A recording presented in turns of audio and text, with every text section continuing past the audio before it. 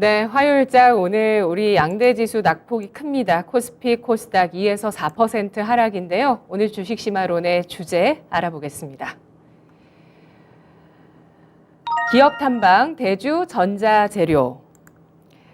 오늘 기업 탐방 내용 확인해 보겠습니다. 메리츠증권의 이희권 지점장입니다. 안녕하세요. 네, 안녕하세요. 예, 시장 정말 어렵습니다.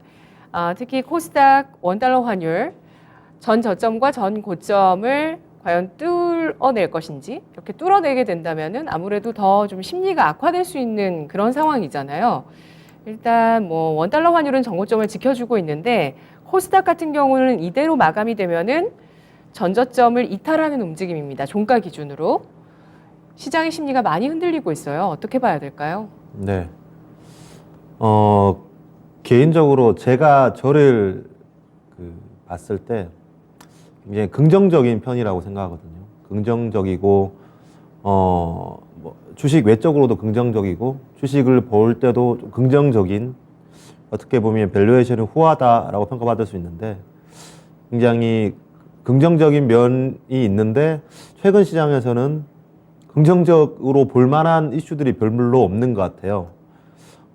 가격이 많이 빠졌다라는 것 외에는 정치적인 이슈, 지정학적인 이슈, 경기의 문제, 그리고 유동성, 금리, 그리고 뭐 채권 시장, 그리고 글로벌 국가들 중에서 중국 같은 기업도 지금 인플레이는 발생되고 있지 않지만 경기가 다시 한 번 더 견인할 만한 그런 상황은 아니기 때문에 좋은 뉴스가 없는 상황입니다. 그리고 지정학적 리스크에 대한 이슈가 계속 심화되고 있죠. 네. 그래서 분명 심리가 악화되는 건 사실입니다. 그래서 주변에서도 보면 소위 말해 전문가라고 하시는 분들 또는 기자분들 또는 개인 투자하시는 분들, 근데 근거를 가지고 있는 비관론보다 근거 없는 비관론, 그리고 가장 저는 경계해야 될 행동이라고 생각하고 있는데,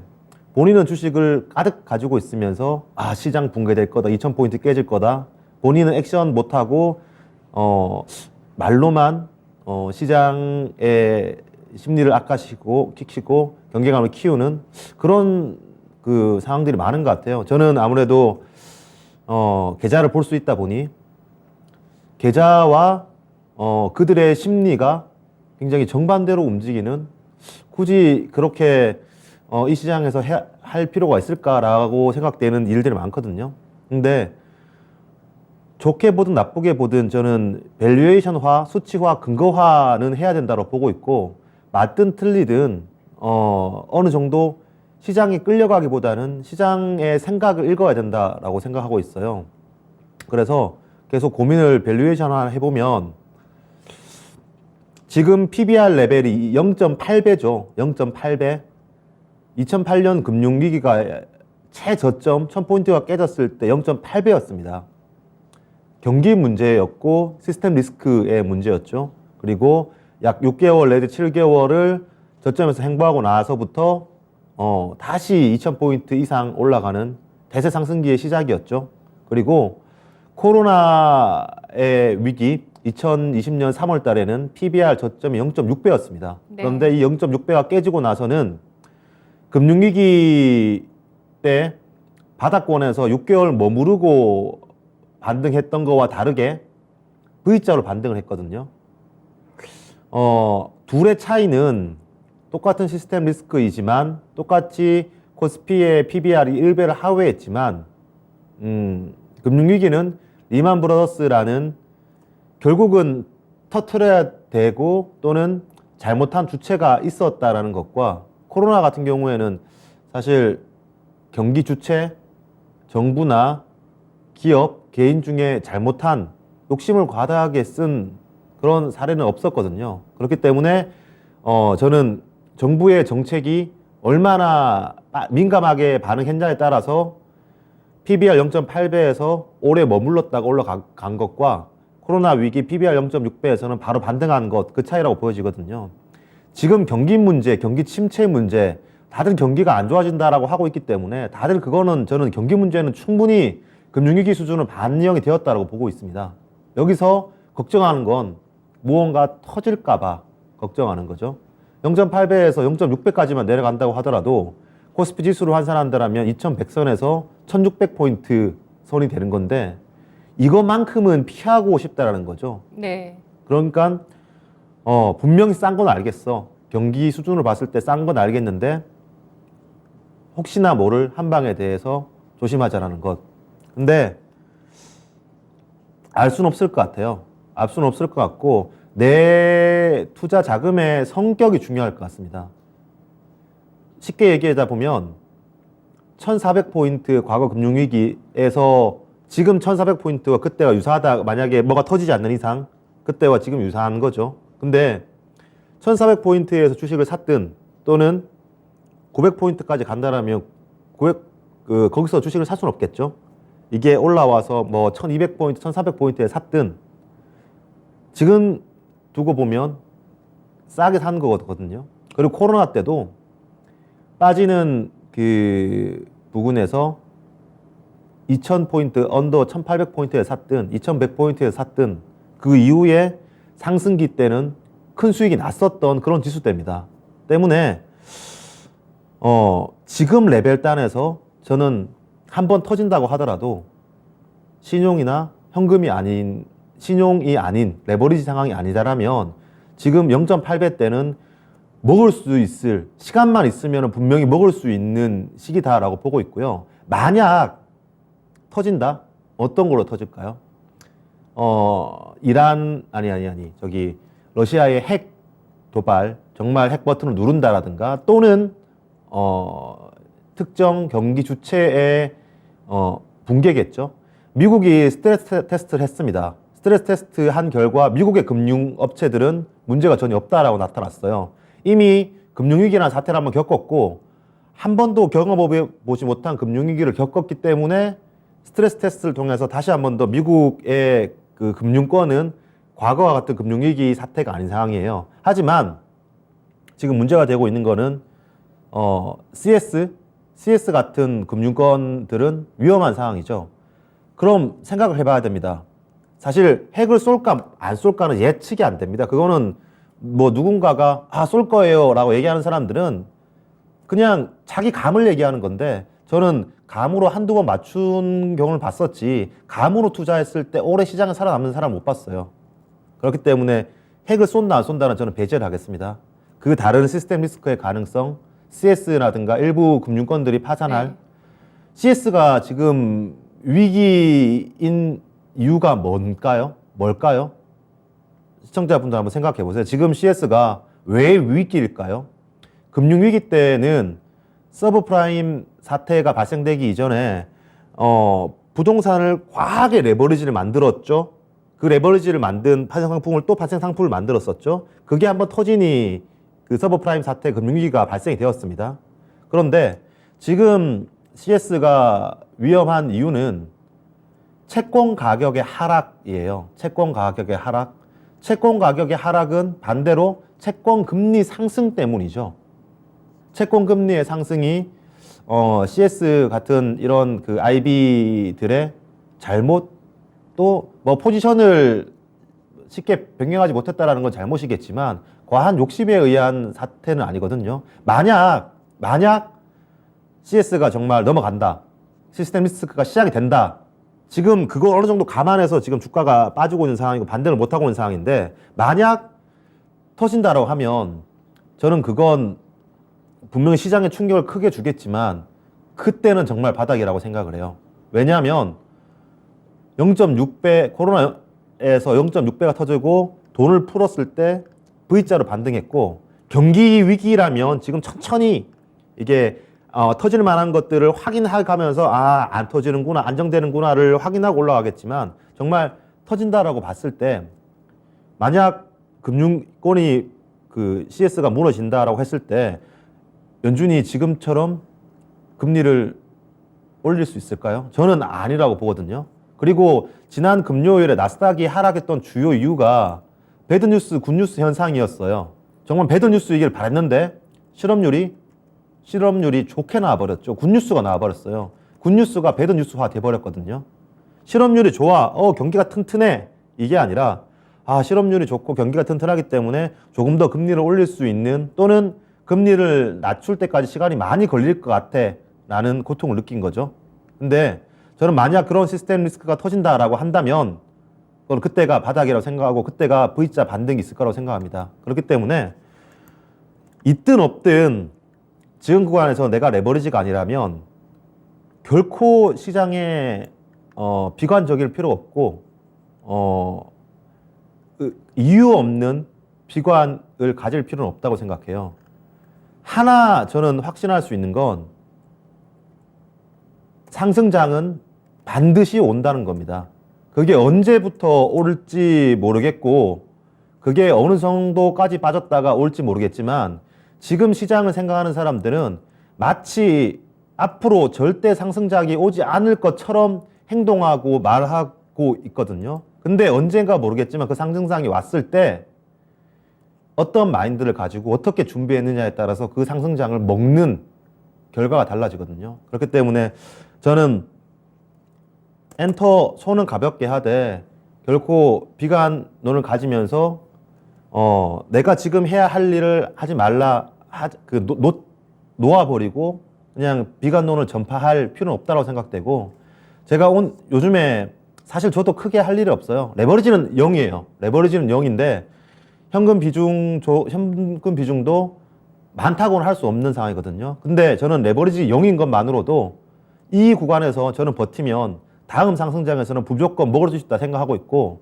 별로 할 거 없는데 그렇다라고 이거 안 될 거예요. 이렇게 부정적인 생각을 가지기보다는 나가는 거죠. 나가서 다음 상승장이 온다라면 어떠한 친구들이 좋아질 것이고 그리고 지금 주가가 하락한 거에 비해서 이 기업이 정말 실적이 하락을 했냐 그리고 결코 업황이 안 좋느냐 또는 정말 이 기업은 구조조정을 하고 있는지 또는 이 위기를 기회라 생각하고 인력을 늘리고 있는지 이걸 확인하는 사람은 다음 상승장에 왔을 때 먹는 폭이 다르다고 생각되거든요.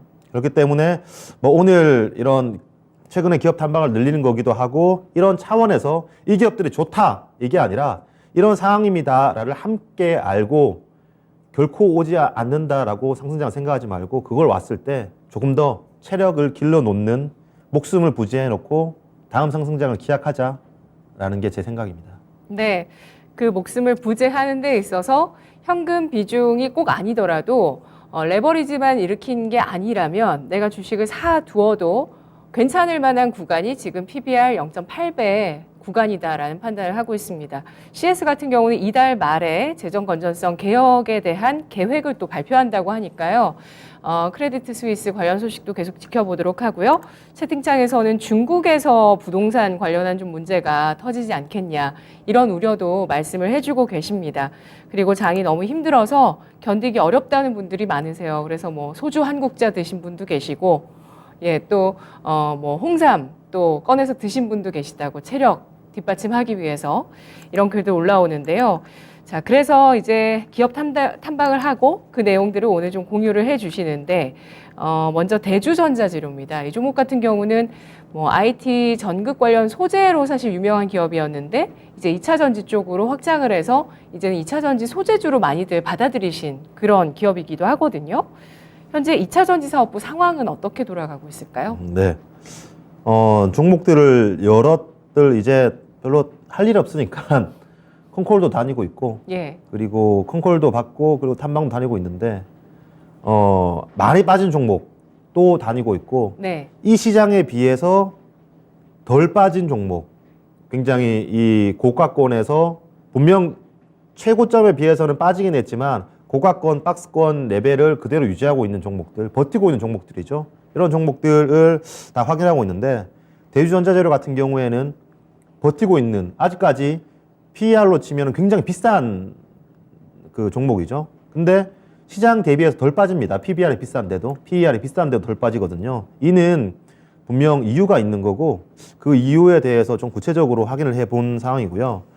결국 대주전자재료가 시총이 1,000억대에서 1조 원대로 올라온 건 회사가 바뀌었습니다.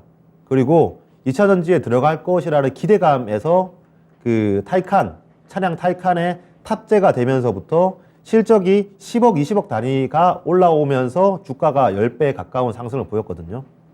음극재 첨가제죠. 뭐 음극재 첨가제에 대해서는 이제 더 이상 제가 말씀 안 드리더라도 충분히 잘 아실 겁니다. 그럼 그런 레벨업을 한 이후에 지금부터 다시 한 번 더 주가가 가기 위해서는 이제 실적을 보여주는 것이 아니라 실적의 레벨업을 해야 되거든요. 그럼 결국 실적의 레벨업을 하기 위해서는 캐파가 중요하고 네. 이 캐파에서 나온 물량들을 소화할 고객사, 신규 고객사 확보가 중요한 상황인데 네. 캐파 같은 경우에 현재 22년 기준으로 2,000에서 3,000톤 정도 캐파거든요. 근데 IR 담당하시는 그 임원분께서 24년도에는 10,000톤, 그리고 25년도에는 2만 톤이라고 언급을 주셨고 3년 사이 10배 증설이네요. 그렇죠. 근데 예. 분명 이런 캐파의 확대는 주가에 반영되고 있는 게 있죠. 지금 그렇죠. 뭐 양극재 기업들이든 응급재 기업들이든 당장 실적을 밸류에이션 해보면 비쌉니다. LG 에너지 솔루션 같은 경우에도. 하지만 24년, 25년에 실적의 가시성이 높기 때문에 그 밸류에이션을 당겨오고 있는데 그 밸류에이션 당겨오는 것보다 캐파가 더 빨리 늘고 실적이 빨리 늘고 있기 때문에 25년 걸 당겨 쓰고 있었는데 25년도에 달성할 실적과 캐파를 24년도 만에 해버리는 거예요. 그런 상황이 진행되고 있는데 대우전자재료도 마찬가지인 상황인 거고요. 왜 이런 상황이 펼쳐질까를 봤었는데 이 음극재, 첨가제의 사용 비율이 증가되고 있는 것이 저는 가장 큰 포인트라고 봐요. 2차 전지가 확대됐을 때 2차 전지의 가장 중요한 그 2차 전지에서 많은 금액을 차지하는 부분이 바로 양극재였죠. 그리고 효율을 가장 투자를 해서 2차 전지의 효율을 가장 많이 올릴 수 있는 큰 부분이 양극재였습니다. 그러니까 대장이 에코프로 BM이었죠. 그래서 양극재 같은 경우에는 뭐 721, NCM, NCA, 721, 뭐 712, 811, 9반반까지 올라온 상황이죠. 그 니켈의 함량을 최대로 끌어올린 9반반까지 올라온 상황입니다. 그럼 지금부터는 양극재의 효율을 증가시켜서 배터리의 효율을 높이기에는 거의 한계 수준에 달하는 상황이다라고 볼 수 있거든요. 그렇다면 중요한 건 이제 음극재의 효율을 올려야겠죠. 음극재는 흑연인데 여기서 효율을 끌어올린 건 결국 첨가제거든요. 음극재, 첨가제. 그러면 이런 싸움이 되는 거죠. 안전성을 확보하는 가운데 음극재, 첨가제가 지금 뭐 2%, 음극재 내에서 2% 사용되고 있는데 이게 향후에 3%로 5%, 10%로 늘어날 것인가 이 싸움이 펼쳐지고 있거든요.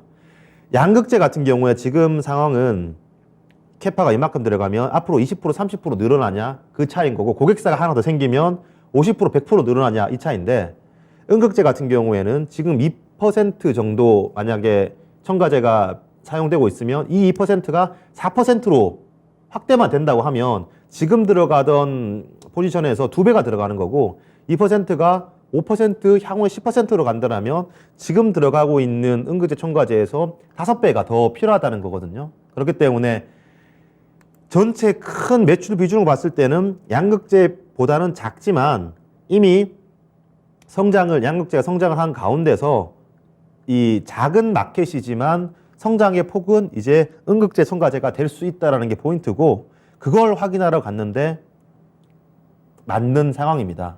여기에서 만약 신규 고객사까지 확보를 한다 또는 기존의 그 타이칸에 적용하고 있는데 기존 고객사에서 적용 모델을 늘린다 또는 기존 모델에서 첨가제의 그 사용 비율을 늘린다라고 한다라면 분명 매크로적인 환경만 안정화된다라면 저는 다시 한 번 더 레벨업이 가능하지 않을까. 그렇기 때문에 레벨업이 가능하다라고 보는 것이 아니라 이 기업이 지금 주가가 하락했을 때 나 안 봐. 주식 재미없어. 이게 아니라 이 기업이 어떤 상황이고 어떤 포지션이만 필수 조건만 있다라면 간다라는 걸 알고 있다라면 그게 되었을 때 시장이 안정되었을 때 픽을 할 수 있다는 거죠. 그 포인트를 집어드리는 겁니다. 네, 그 음극재 첨가제가 실리콘 음극재인 건가요? 그렇죠. 네. 예, 이 실리콘을 음극재에 도입한 건 대주전자재료가 세계 최초라고 하고요. 이게 이 음극재 첨가제가 음극재 시장에서 대세가 되고 있다고 봐야 될까요? 네, 뭐 그건 네. 분명히 맞는 상황. 왜냐하면 기존 고객사가 뭐 LG죠, LG. LG가 이제 그 최종 자동차 회사에 납품하는데 그 자동차 회사 같은 경우에도 최고급 모델에 적용을 하는데 적용 비율을 늘리고 있는 상황이에요. 실리콘 음극재. 네, 네. 그건 네. 뭐 이미 안전성만 확보된다라면 제로백 효율을 높일 수 있는 거고 충전 시간을 단축시킬 수 있는 건데 결국 효율이 문제거든요.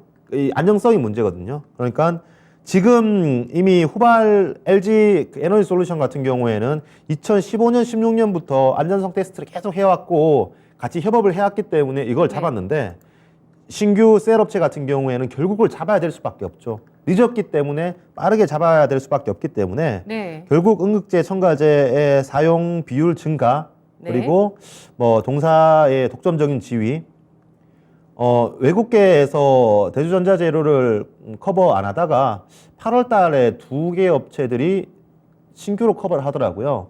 그건 동사의 이런 글로벌 그 독점적인 위치를 조금 더 지속될 것이라고 본 거 아닌가라고 생각해 봅니다. 예.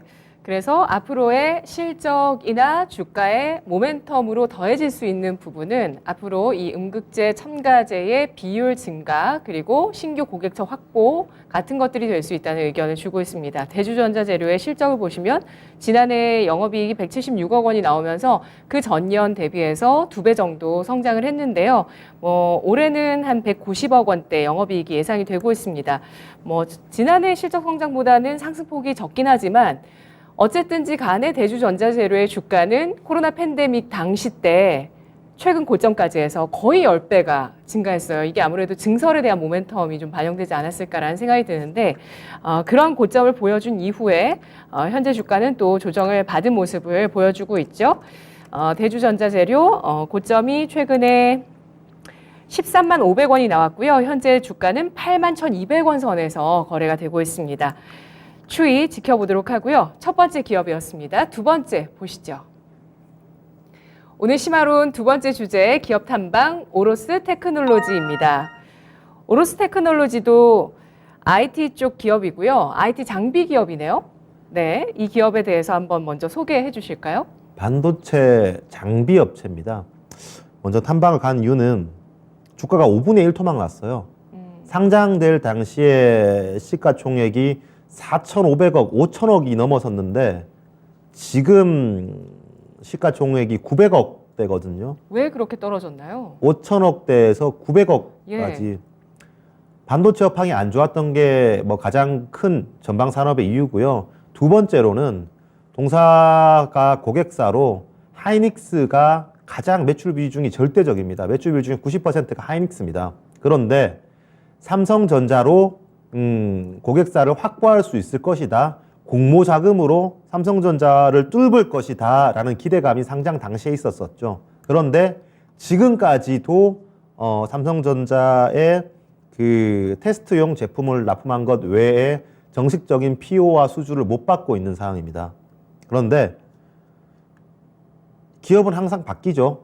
지금까지 못 받았다고 주가가 5분의 1 토막 났다고 해서 앞으로도 결코 못 받을 것이다 라고 생각하면 안 되고 그렇다고 해서 시간이 지나면 꼭 받을 것이다 라고 생각하면 안 되고 감으로 주가를 보고 얘기하지 말고 한 번이라도 더 회사를 가보면 알겠죠.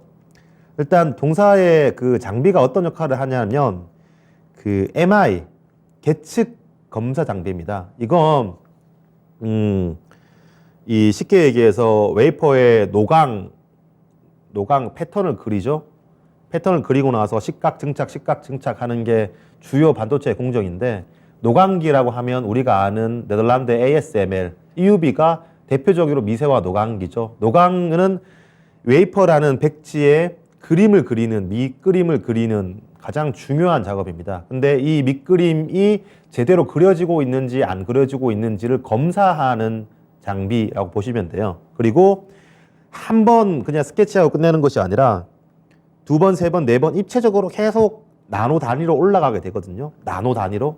그러니까 그 나노 단위로 입체적으로 쌓아가고 있는 그런 이 패턴을 제대로 검사하는 수율에 직격된 장비라고 볼 수 있어요. 그런데 다들 생소할 거예요. 저도 생소했거든요.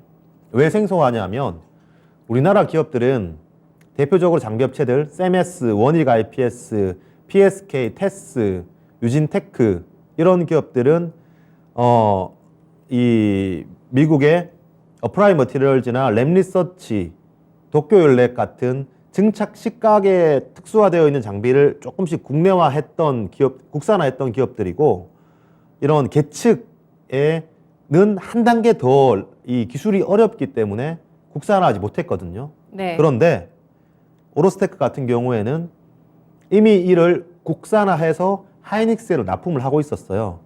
이게 얼마나 중요한 장비냐면 이 웨이퍼 투입량 100K당 노광기가 16대에서 20대 정도 들어간다고 합니다.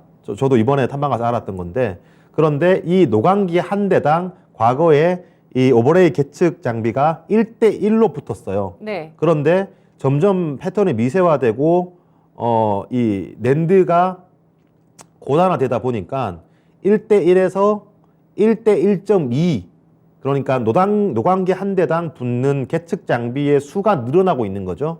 향후에는 1.5까지 늘어날 상황인데, 이 시장을 점유하고 있는 KLA 덴코 같은 경우에, 히타치 KLA 같은 경우에 최근 2년 만에 매출액이 2배 증가하는 모습을 보여주었어요. 그만큼 이 계측 장비 시장이 굉장히 커진다라는 거죠. 그럴 수밖에 없습니다. 패턴이 더 미세화되고 고도화되기 때문에. 그런데 한 번도 우리나라에서 이걸 국산화해 본 적 없었던 상황에서 오로스테크가 이걸 국산화한 거죠.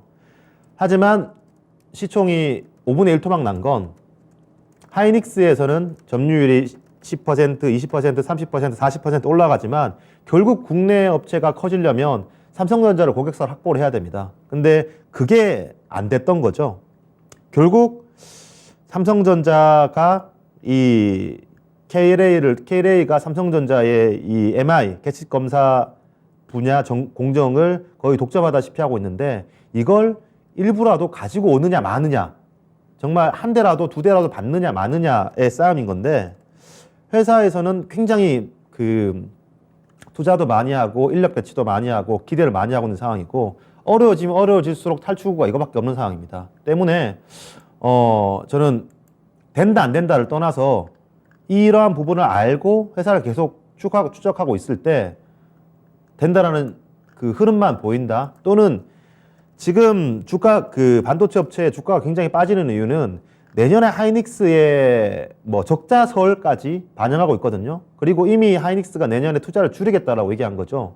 보통 반도체 사이클의 저점은 주요 고객사들의 오더컷이나 크게 주문을 취소하는 그런 사태가 발생됐을 때 바닥을 잡는데, 지금은 그걸 넘어서서 캐펙스를 줄이는 상황까지 갔음에도 불구하고 바닥을 못 잡고 있는 상황이거든요. 근데 결국 공급을 줄인다는 것은 이후에 반도체 가격의 바닥이 가까워 온다는 거고, 내년의 실적에 대해서 삼성전자나 하이닉스나 반도체 업체들이 반영한 상황에서 내년 됐을 때 업황이 바닥을 다지는 상황이 온다라면, 여기서 밸류에이션을 더해줄 수 있는 플러스가 생긴다라면 그때 투자한 사람들은 제대로 장기 투자하고 크게 먹을 수 있겠죠. 그렇기 때문에 저는 지금 구간에서는 다들 관심을 안 가지는 상황에서 오히려 더 회사의 움직임에 대해서 민감하게 봐야 된다. 삼성전자에 들어가는지 못 들어가는지에 대해서 관심을 가질 필요가 있다 생각됩니다. 네. 최근에 뭐 반도체 여러 가지 이슈들이 나오고 있는데요. 일단 뭐 반도체 시장에서 삼성전자 제치고 TSMC가 1위, 매출 1위를 차지했습니다. 그만큼 파운드리 업황이 굉장히 지금 호황을 보여주고 있고요. 이런 움직임들 때문에 더욱더 경쟁적으로 파운드리에 대해서는 투자를 앞으로 더 해나갈 것이라는 전망까지도 이어지고 있습니다. 반도체 같은 경우는 불황인데 그래도 이 빙하기가 올해 연말 정도에는 바닥을 찍을 것이다라는 게 최근에 또 전망이 나오고 있죠. 최근에 모건 스탠리에서 이런 또 전망을 제시하기도 했습니다. 이런 가운데 이런 중요도가 높은 노광 장비에 들어가는 노광을 잘 하고 있는지, 밑그림을 잘 그리는지 계측하는 검사 장비, 납품 기업 오로스 테크놀로지를 보자는 의견 주셨는데요. 일단 실적을 보시면 사실 지난해, 지지난해 실적이 좀 쪼그라들었어요. 원래 기존에 영업이익이 한 그래도 100억 원 정도 나오던 기업이었는데 지난해 19억 원 정도로 영업이익이 나왔거든요. 실적이 좀 부진한 흐름을 보여주고 있는데요. 전망 어떻게 하시나요? 하이닉스가 매출 비중의 90% 이상을 차지해요. 신규 투자가 있어야 실적이 드러날까요? 그렇죠. 그렇기 때문에 실적이 안 좋았고 향후에 안 좋을 것이다라는 걸 주가가 선반영을 하고 있죠. 근데 제가 이번에 탐방을 가서 조금 의미 있게 본 건 회사의 조직도가 중요하거든요. 회사를 다니신 분들은 그 조직도가 어떻게 구성되느냐에 따라서 회사가 어떤 방향을 보고 있느냐를 판단해 주는데 저는 동사가 이제 살아남기 위해서는 결국 삼성전자를 뚫어야 된다고 보고 있어요. 근데 조직도를 보면 하이닉스가 매출 비중 90%를 차지하는데 하이닉스 향에 대한 부서 그리고 삼성은 매출이 지금 그 데모 장비 제외하고 빵인 상황인데 거의 하이닉스급의 이 부서가 있어요. 계속 그 전체 인력의 절반이 R&D인 상황에서 계속 그 콜 테스트를 진행하고 있고 영업을 하고 있는 상황인 거죠. 저는 사실 좀 시간 문제다라고 보고 있고 이게 만약 이 콜 테스트가 끝나고 조금이라도 수주가 나온다라고 한다면 커지는 시장이고 장비 시장도 커지고 메모리뿐만 아니라 파운드리에도 들어갈 수 있는 상황이기 때문에 저는 사자 이것보다는 계속해서 정말 우리 관심 종목에 넣어놔야 될 주가가 많이 빠진데 플러스 포텐셜은 굉장히 클 수 있는 특정 조건에 따라서 포텐셜이 클 수 있는 종목 중에 하나다. 이게 포인트입니다. 네, 알겠습니다. 상장한 지 1년 8개월 지난 종목이고요. 오로스 테크놀로지 현재 시가총액 916억 원 나타내고 있습니다. 삼성전자 등의 파운드리 테스트 퀄은 진행하고 있는 상황이고요. 퀄리티 테스트는 진행하고 있는 상황이고요. 이 오로스 테크놀로지뿐만 아니라 앞서 알아봤었던 대주전자재료까지 신규 고객처 확보가 중요한 종목이라고 판단하고 있습니다. 분석 잘 들었습니다. 고맙습니다. 지금까지 투자 판단에 도움드릴 수 있는 내용들 확인해봤고 다만 주가의 상승과 하락을 보장하지 않는다는 점 유의하시면서 투자하시면 좋겠습니다. 자, 오늘 장 마감까지 얼마 남지 않았습니다. 오늘도 또 야무지게 또 힘 잃지 마시고 잘 마무리를 하시고요. 저는 내일 이 시간 또 오후장 여러분과 함께 보도록 하겠습니다. 시청해주신 여러분 고맙습니다.